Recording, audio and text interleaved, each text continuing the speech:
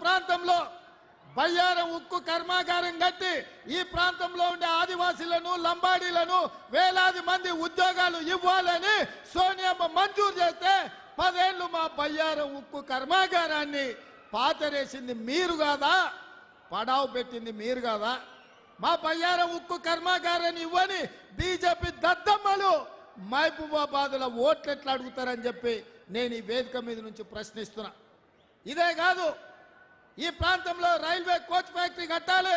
Kazipet railway coach factory కట్టిస్తే జాతీయ అంతర్జాతీయ స్థాయి గుర్తింపు వరంగల్కి వస్తుందని చెప్పి సోనియమ్మ మంజూరు చేసింది.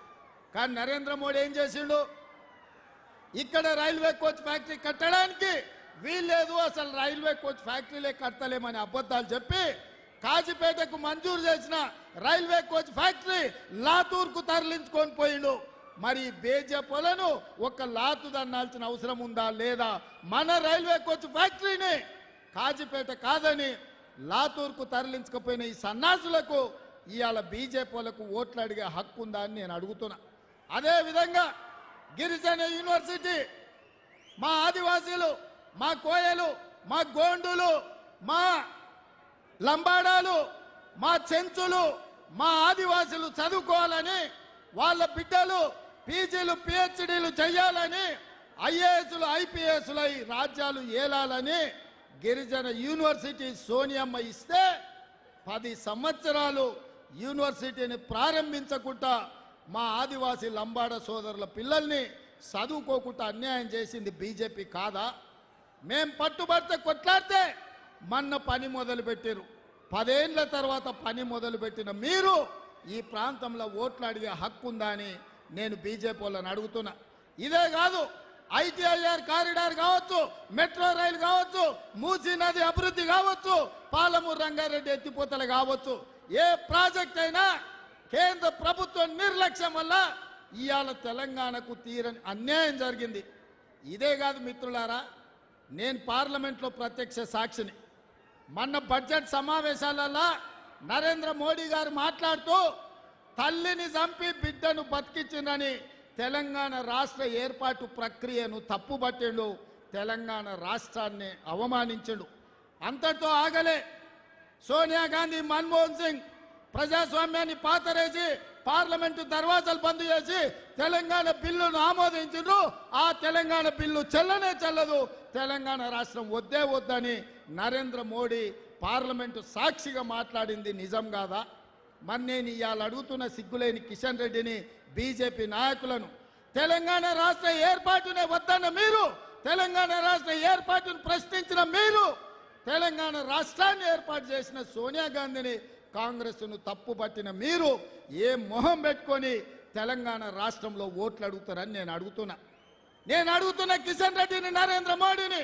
తెలంగాణ రాష్ట్ర ఏర్పాటును ప్రశ్నించి తెలంగాణ రాష్ట్రానికి రావాల్సిన నిధులు ఇవ్వకుండా అవమానించి తెలంగాణ అభివృద్ధిని అడ్డుకున్న మీరు ఇవాళ వచ్చి తెలంగాణలో సీట్లు కావాలి, ఓట్లు కావాలని అడుగుతారంటే మీకు ఎంత ధైర్యం అని నేను అడుగుతున్నా. ఇదే కాదు, ఉత్తర భారతదేశంలో కుంభమేళాకు వేల కోట్ల రూపాయలు ఖర్చు పెట్టారు. గంగానది పరిశుద్ధికి వేల కోట్ల రూపాయలు ఖర్చు పెట్టారు. నిన్నగాక మొన్న మన మేడారం జాతర జరిగింది. ఇప్పుడే మా అక్కని సీతక్కని అడిగిన, అక్క మేడారం జాతరకు కేంద్ర ప్రభుత్వం ఏమిచ్చిందంటే ముష్టి 3 కోట్లు ఇచ్చిండ్రు, మనం అవి ఆడుకోలేదు, 150 కోట్లు మన రాష్ట్ర ప్రభుత్వం ఇచ్చిన ఖర్చు పెట్టి మేము అభివృద్ధి చేసామని అక్క చెప్పింది. నేను అడుగుతున్న కిషన్ రెడ్డి, కుంభమేళా కోసం వేల కోట్లు ఖర్చు పెట్టుకునే మీరు మా ఆదివాసీ బిడ్డలు దేశం నలుమూలల నుంచి 1.5 కోటి మంది వచ్చే మా మేడారం జాతరకు ముష్టి 3 కోట్లు ఇస్తారా? 3 కోట్లు ఇచ్చే మీకు మేము ఓట్లేసి సీట్లు ఇవ్వాలనా? ఇదేనా మీ నీతి, మీ జాతి అని నేను కిషన్ రెడ్డిని అడుగుతున్నా. మేడారం జాతరను కుంభమేళాలాగా జాతీయ పండుగ కింద గుర్తించండి అంటే మేము ఇవ్వము, మేడారం జాతరకు జాతీయ గుర్తింపు ఇవ్వంపు అని కిషన్ రెడ్డి అక్కడ మేడారం వచ్చే చెప్పిపోయింది. మా మేడారం జాతరకు జాతీయ గుర్తింపు ఇవ్వని సన్నాసులారా, మా మేడారం ప్రాంతంలో ఓట్లెట్లు అడుగుతారు, మా ప్రజలు మీకు ఓట్లెట్లు వేస్తారని నేను అడగదలుచుకున్న ఇవాళ. అందుకే మిత్రులారా, ఇవాళ మోడీ కేడీ ఒక్కటైనరు. ప్రత్యక్షంగా కొట్లాడితే వాళ్ళకి సీట్లు రావని ఒకరికి ఒకడు సహకరించుకొని ఇవాళ బిడ్డ బెయిల్ కోసం మోడీతోని చీకటి ఒప్పందం చేసుకొని ఈరోజు రాష్ట్రంలో 5 సీట్లు మహబూబ్ నగర్, చేవెళ్ళ, మల్కాజ్గిరి, భువనగిరి, జైరాబాద్ సీట్లల్లో బీఆర్ఎస్ వాళ్ళు బీజేపీకి పని చేసేటట్టు చీకటి ఒప్పందం చేసుకున్నాడు. చంద్రశేఖరరావు బిడ్డ బెయిల్ కోసం తెలంగాణ ప్రజల్ని మోడీ కాళ్ళ దగ్గర తాకట్టు పెట్టాడు. అందుకే ఇవాళ తెలంగాణ యువకులను నేను ఆలోచన చేయమంటున్నా, తెలంగాణ ప్రజల్ని ఆలోచన చేసి తీర్పు ఇవ్వమంటున్నా. ఇవాళ తెలంగాణ ఆడబిడ్డలకు హక్కు లేవు, తెలంగాణ ఆడబిడ్డల్ని అవమానించిన చరిత్ర.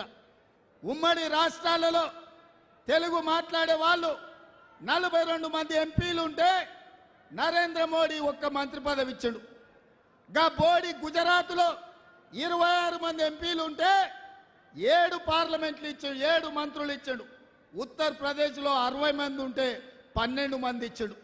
నేను అడుగుతున్న నరేంద్ర మోడీని తెలంగాణ ప్రజల తరఫున, మా తెలుగు మాట్లాడే వాళ్ళు పార్లమెంట్లో 42 మంది ఉంటే ఏకాకిగా ఏకలింగం 1 ఇస్తావు ఎట్లా? నీ ఉత్తరప్రదేశ్కు 12 ఇస్తావు, నీ గుజరాత్కు 7 ఇస్తావు. మీ అయ్యా జాగిరా ఈ దేశం అంటే అని నేను బీజేపీ వాళ్ళని నేను అడుగుతున్నా.